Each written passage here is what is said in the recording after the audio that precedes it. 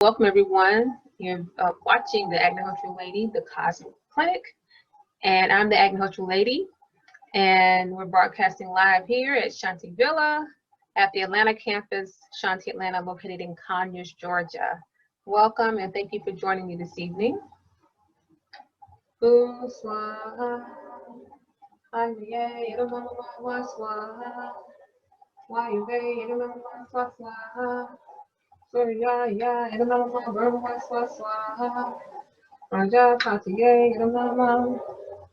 don't even know if you can see the fire there. You can see a little bit of there. And we start with Viruti mantra. So tonight I wanted to, because it's been a couple of weeks since I've been on, and I really want to just talk to everyone about a lot of things that are going on.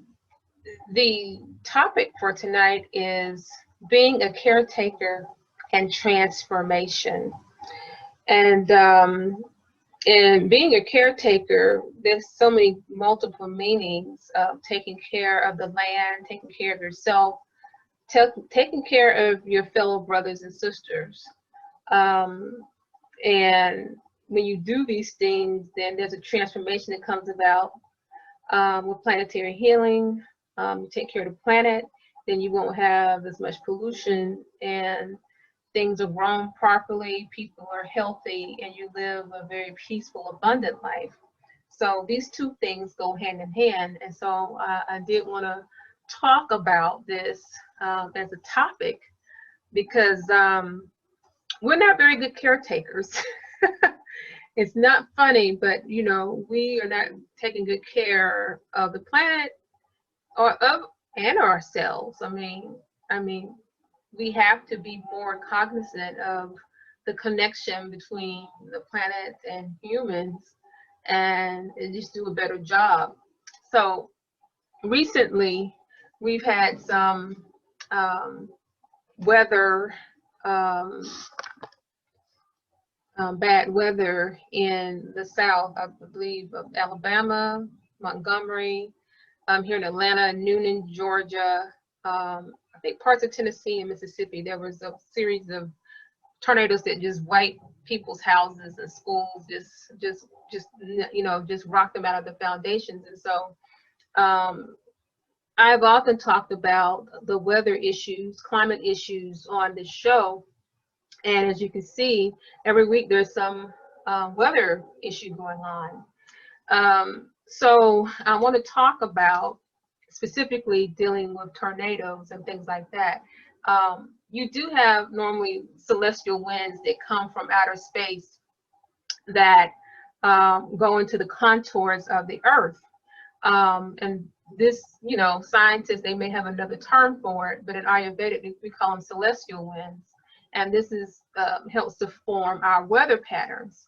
And so some people say that we have 49 of these winds, and out of the 49, 42 are considered good, and then 7 of them are considered bad. And so when we say by the bad winds, we're talking about hurricanes, tornadoes, typhoons, things like that.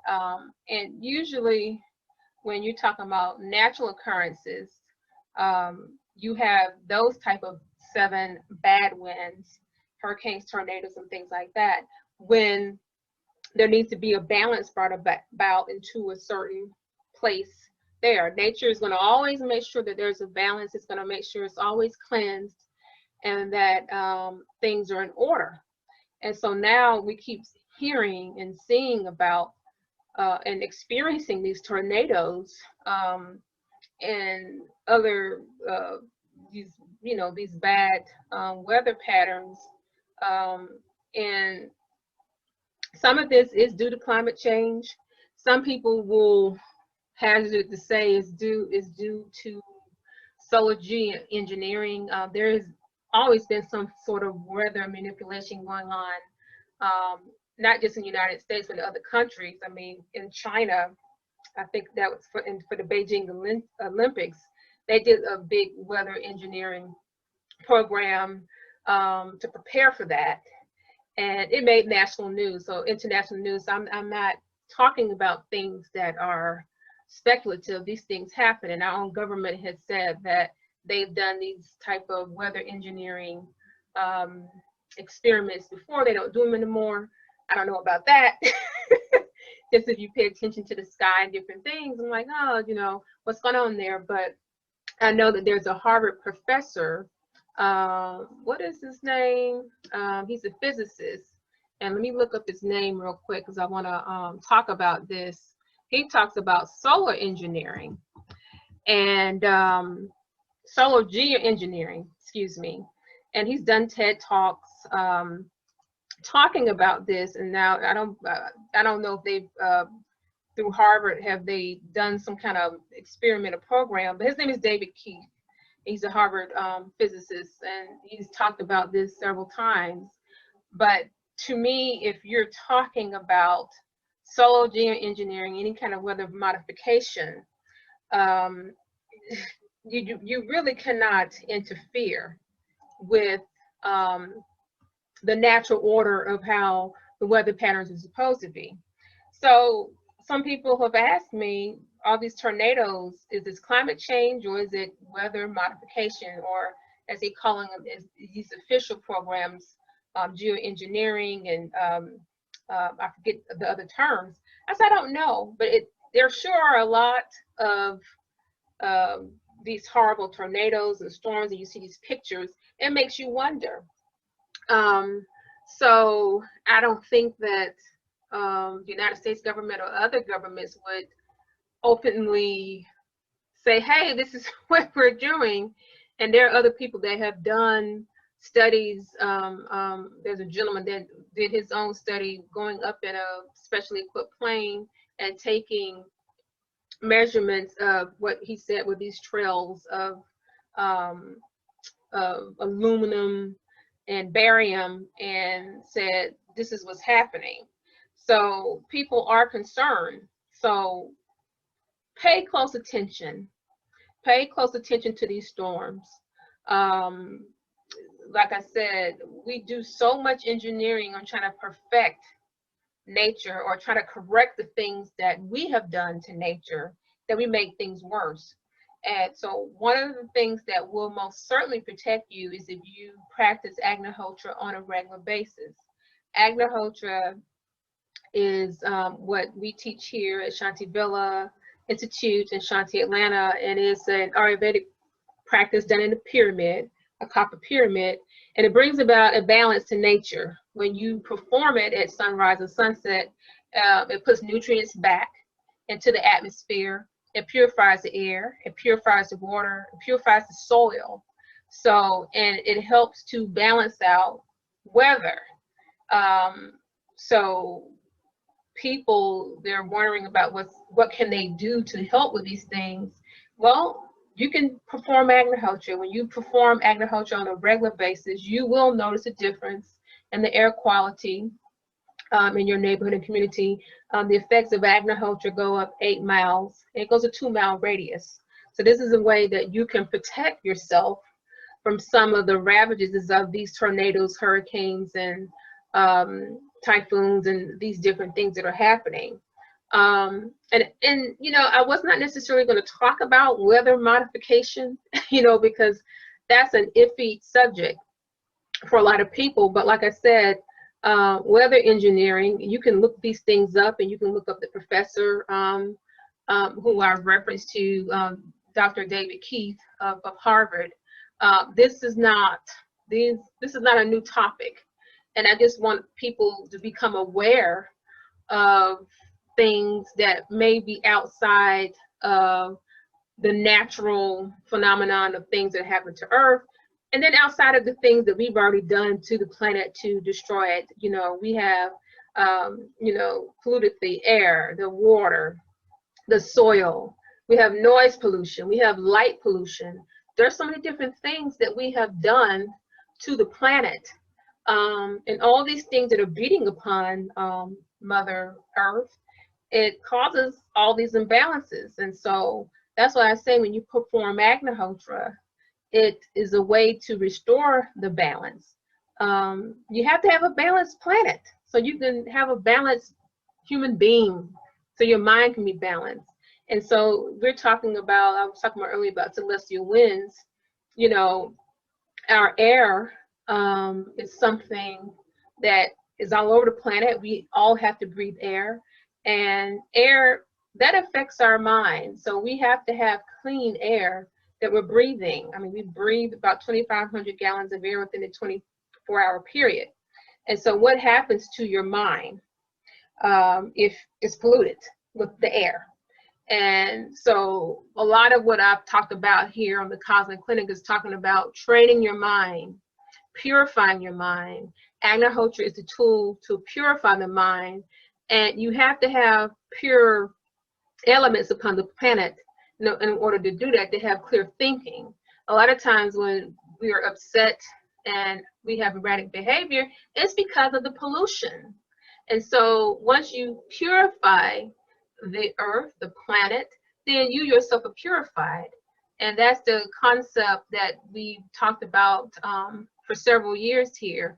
And it's based upon a scientific principle, the man, microbes, flora, fauna principle. So if one out of what I just mentioned to you is out of sync, everything's out of sync. Man, microbes, flora, fauna.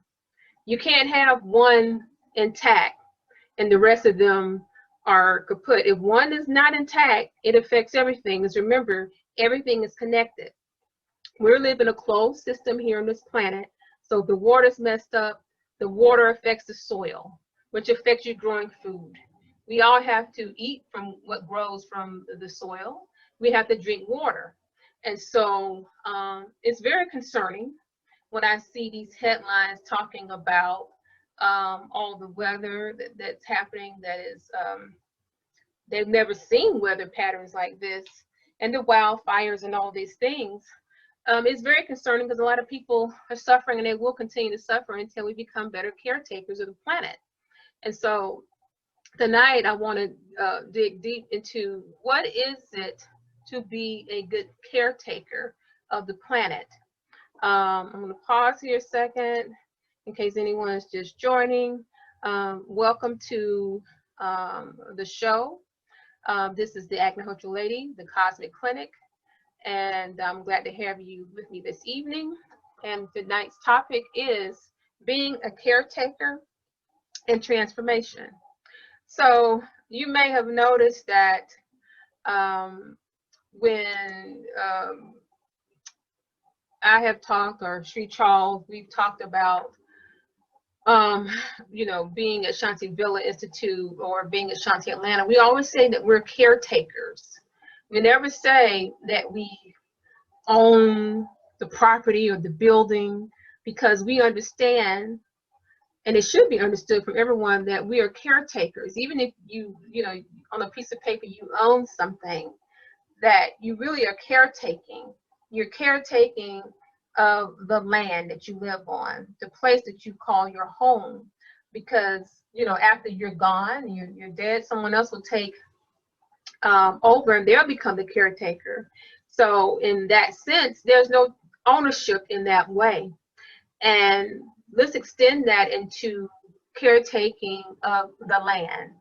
Native Americans and people that live indigenously in other countries like South America and parts of Africa, they understand that being a caretaker is how you take care of yourself, how you take care of the land, and it's the highest form of being connected to God, the Creator. So no matter what faith that you practice, you have to be a good caretaker. So you would often hear me and Sri Charles saying, you know, we're the caretaker of Shantae Villa Institute. We're the caretaker of Shantae Atlanta, because even though we on a piece of paper have our name saying that we own something, this is available to everyone. It's a place where people can come to receive knowledge about Ayurvedic wisdom. It's a place where people can learn where to garden and how to understand, to connect with the land. And of course, people are always welcome. I always tell people you can come anytime. People will come here and pick rocks, or come sit and meditate underneath a tree and things like that. And I always say this home is your home. It belongs to you also. And in that way, there's no attachment, because in caretaking of anything, you know, it belongs to the community. It belongs to people around you, because whatever affects me affects you, and what affects you affects me. So caretaking, when you take this to the planetary level, it's a very serious thing, because you do not live on the planet by yourself. We share the planet, okay? Everybody has to breathe the same air, drink the same water. We have to grow food on the same land. So I've had some people that have said to me, well, sounds like you don't believe in land ownership and this and the other. And I said, well, I mean, these are constructs that man has said, well, I own this land, owning all this property. And it really means nothing, because what you do to the land, it affects everyone. So I know you may have people that own water bottling companies and people that own land, and now people are discussing, who's gonna, what was the article someone was saying, who owns Mars now, as they're going there and doing all the excavations and explorations there. And I'm like, wow, we really have become a society of people that has to own something. And the thing is that all these things were created by God. They created for us to share with each other, to nurture.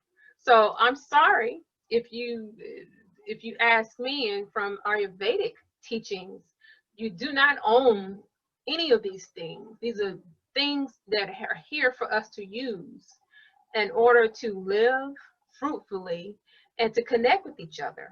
So, people may think they have water rights, and you can't use this water, and these borders here, you can't come here. It's, to me, that makes no sense, because I don't really see my place as having a border. Anyone can come here. I grow food. I tell all of my neighbors, here, you can come here. You want to help, you want to pick some food, go ahead. Because it is for me to let people know that this is how we should live. And that is the example that all of us should set by sharing and understanding that that is true caretaking. True caretaking, there are no borders. There's no, oh, here, this is my water, this is your water, okay? Which is crazy. I mean, dirty water affects everyone, okay? And of course, you have, people own houses and things like that. But as we see now, there's so many people that are homeless, living out of their cars, living in tents, in tent cities, living under overpasses and stuff, expressway overpasses. I mean, so really, some people live in a house, some people don't. And especially in America, where this is a very rich country, we should not have people living in tents or even in their cars. So there is no true ownership when you're talking about caretaking, and being in, by this I mean this in the spiritual way. You have man's laws, and then you have spiritual laws. And once you break the spiritual laws, which are the natural order laws of the nature laws, once you break that, then everything goes kaput and it collapses, as we have seen. So I just wanted to really talk about that, because I've had people asking me about this many times, about land ownership, and I own this, I own that. That points to the ego. And it also points to an attachment to a material thing. And so for me, it hurts me when I see people that are in tent cities and they don't have a place to stay. And it hurts me when I see people suffering. So how can we not be sensitive to that and not help to provide for everyone? And now, since so many people are losing their jobs and things like that, it can't be I. It has to be we. What can we do together what can I do to help you? If you're going to talk about I, you know, what can I do? How can I extend myself? And that could be in many different ways, whether it be through monetary ways or giving of your time. I've had people say that they would like to tent, you know, camp out here, and you know, I'm by myself now, so I would do that if I had someone that was here with me to facilitate that. But if I could have a bunch of people out here in tents, oh, I would. And my daughter was like, Mom, you gotta don't do that, because she knows I've been talking about that. But that's how my heart is, because I don't like to see people suffering.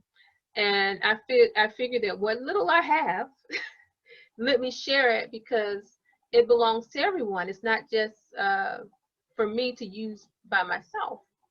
And so now we can talk about transformation.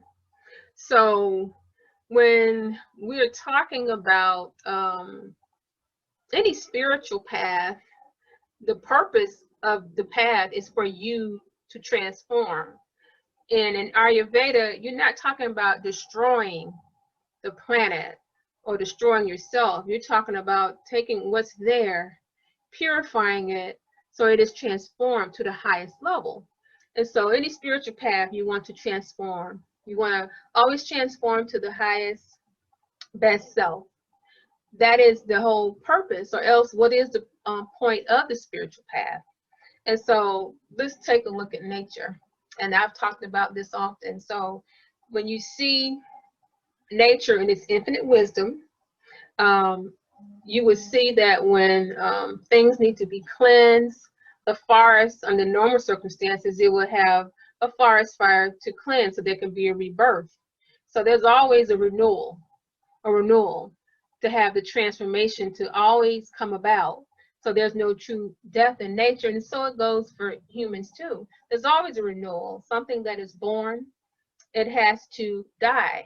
And so on the spiritual path, we always say, we don't want you to destroy yourself as a human being. You step by step transform yourself. So your love, your hate is turned into love and forgiveness. Your frustration is turned into patience, okay? And your loudness, that turns into quietness, okay, being still. So all these things that you are, don't worry about trying to fix everything at one time. On the spiritual path, you just go your path, and each step of the way, each thing gets cleansed. And so you'll find that if you're doing Agnihotra on a regular basis, that you find it so much easier to deal with the things that come into your mind, whether it be the greed or the jealousy. That's why we all go through this, okay? Being attached to material things, being quick to anger, you know, fussing and fighting with family members, or not getting along with co-workers, or not being patient enough with your children, and not being patient enough with yourself, okay? So all of these things, lust, envy, greed, okay, these things are cleaned up. As you do Agnihotra, then you're more and more enveloped with love. You're cleansing yourself while you're cleansing the planet. And so the process, for those that do not know about Agnihotra, we do it at sunrise and sunset. And so, and we use dried cow dung. We use rice, brown rice. Can you see that right there? And we use ghee, which is unsalted butter that's been boiled down. Those are the primary ingredients, and then we perform it at sunrise and sunset. And like I said, there's purification that happens at sunrise and a purification that happens at sunset. And so just know that in the morning time, there are some ethers, energies, and electricities that are cascading down to the planet. And so when you do performing Agnihotra, beautiful music is formed, and you're purifying. And like I said before, it goes 8 miles up, and it's a 2-mile radius. And so when you do this, there's a rebuilding of the planet. There's a rejoicing of the flowers. The animals are happy. Okay, they know how to dance. They'll be doing the electric slide, the animals, because they're happy, because they can feel it. You can feel it. You can feel it in every pore of your body that there's some renewal being taken place. And so they have scientific studies when they test the air before and after Agnihotra. There's definitely a cleansing that takes place of minute particles. It cleanses water. And you can use the ash. Let me show you what the ash looks like. To cleanse water. You can put it in a glass jar with some tap water, and in 2 or 3 days, cleanses the water. This is very healing. People take the ash internally for ailments. So this is healing. And so the ash is considered Ayurvedic charcoal or Ayurvedic ash. So this is a medicine. This is Ayurvedic medicine. So know that when you're performing Agnihotra, you're making your own Ayurvedic medicine. And I know some of us go to doctors or even Ayurvedic medicine doctors. The beautiful thing when you perform Agnihotra, you're becoming your own Ayurvedic medicine doctor, because you can make this and use it for yourself and your entire family for healing. The ash also can be used for remediating soil, bringing back the natural balance of soil so it's not too acidic. It increases the worms in soil. The worms love it. They're doing the electric slide too. They probably already know the dance. So it's a beautiful, beautiful rejoicing of nature when you're doing Agnihotra. And normally, when people come to Shantae Villa Institute or Shantae Atlanta, they can feel it in the air and say, "Wow, it feels different here." And I said, "Well, you can do the same thing at your place as well too."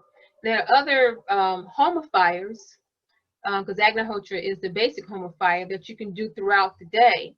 And like I said before, in the Cosmic Clinic times, we start at 4:00 a.m., 5 a.m., sunrise, 10 a.m., 12 noon, 3 p.m., and at sunset. So you don't have to just stop by just doing Agnihotra. There are other homifiers you can do that can boost the effects of Agnihotra and bring even more healing for your heart, for your body, and for the environment. And so this is a beautiful way to be able to connect with nature, connect with God, and to also deepen your intuitiveness and your connection with the Creator. And so when we talk about Ayurveda and Agnihotra specifically, it is a Kriya Yoga, because it means action. And it's a complete action because you are cleansing the planet and you're cleansing yourself. And you are deeply connected to the planet. You are part of the planet. So Kriya Yoga, for those that don't know, is the highest form of yoga that you can perform. So, and yoga means a union of your body, mind, and spirit. And so when people think of yoga, they just think of yoga postures. But actually, in the complete system of yoga, it's a lifestyle system that teaches you how to think. So you discipline your mind, how to speak, okay, and how to interact on all levels. So your thoughts, your words, your actions, everything is in sync. And that is really what the original yoga is taught millions of years ago. That's what it's based on. It's not about postures are the very last thing that are taught. And when I tell some people that come here, they say, "Really? Well, I thought it was about being able to touch my toe to my nose." I said, "No." That looks cute, but that is not the purpose of yoga. Yoga is healthy for the body, but yoga is training the mind. Yoga is about training your mind, about living harmoniously within your life. And yoga You know, we're talking about a Kriya Yoga, which is what Agnihotra is action. So you're talking about action on every level of your life. And you may have heard Yogananda talk about Kriya Yoga in his book, The Autobiography of a Yogi. And some of you may have been initiated in Kriya Yoga. So Kriya Yoga really deals with you on the highest level of the energy being.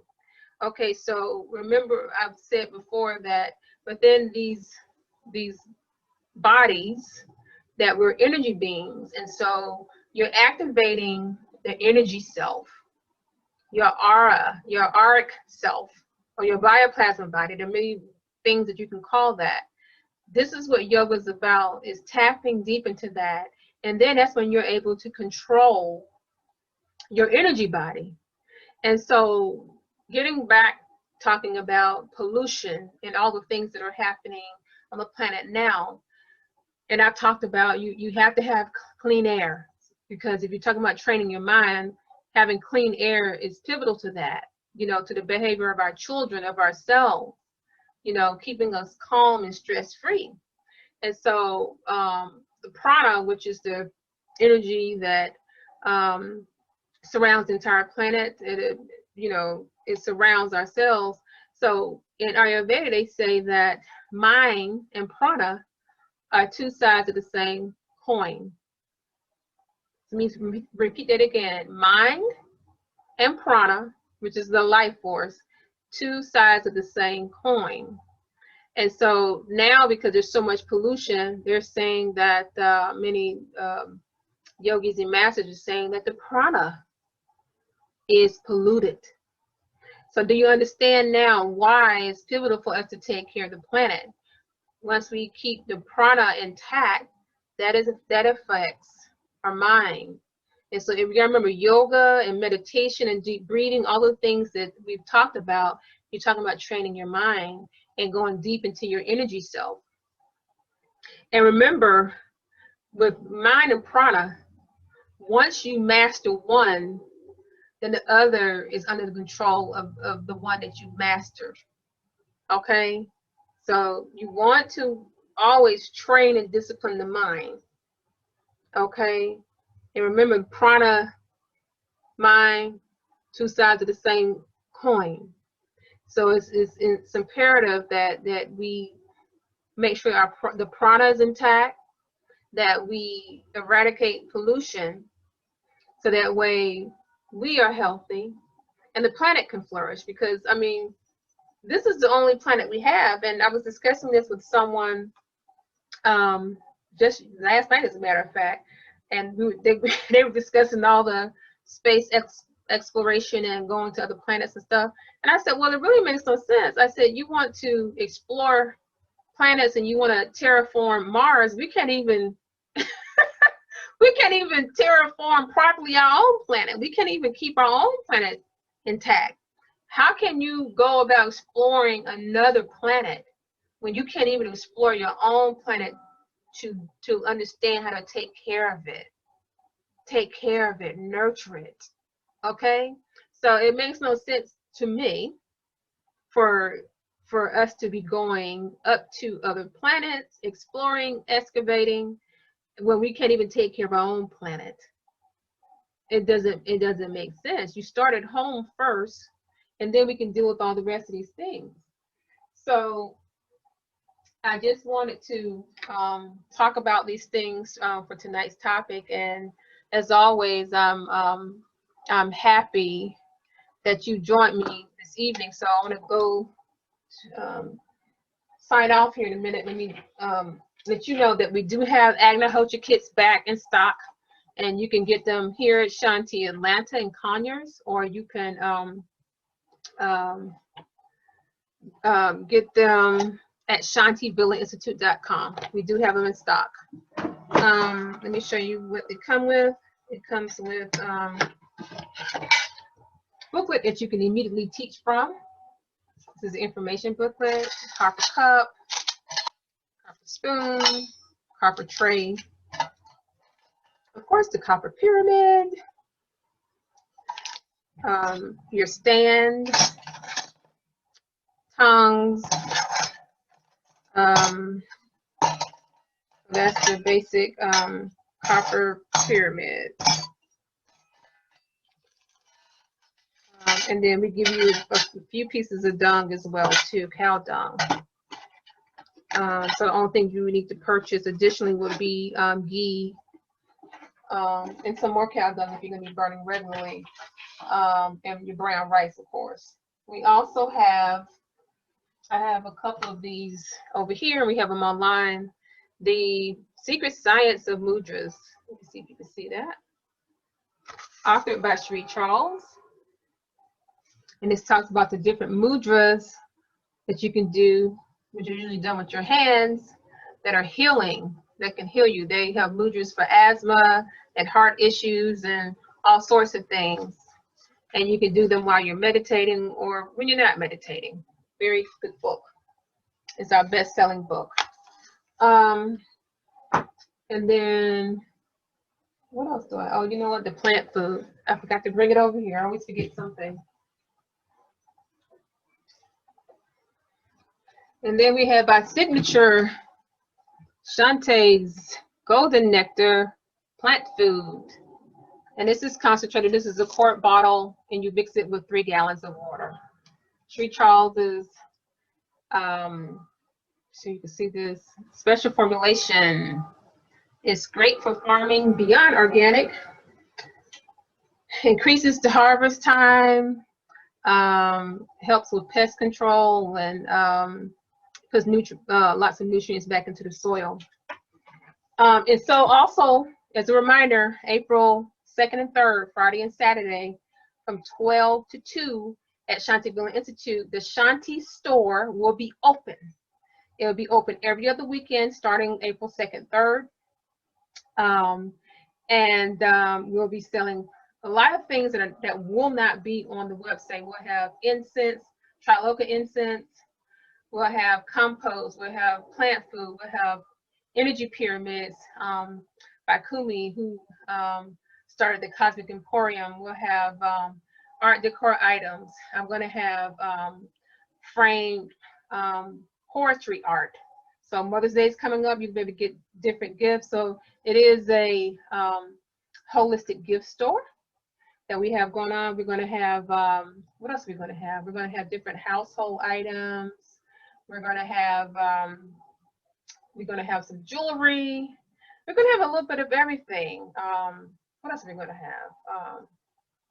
Incense and compost. What else did I put? Well, you'll see the flyer. I posted it on my page and on all the pages, and you can see it again, but we're going to have a little bit of everything. So please come on out. It is solar powered. It's the only solar powered store in Tuskegee, Alabama. Okay, so we're very proud of that. And we'll be socially distanced. But come on out. We would appreciate your patronage so we continue our outreach to the communities that we normally serve. We want to get back to doing community work. And you know, always we appreciate your support. So thank you once again, and enjoy you joining me this evening here for the Agnihotra Lady, the Cosmic Clinic. And I look forward to seeing you the next time. Have a wonderful evening and be blessed.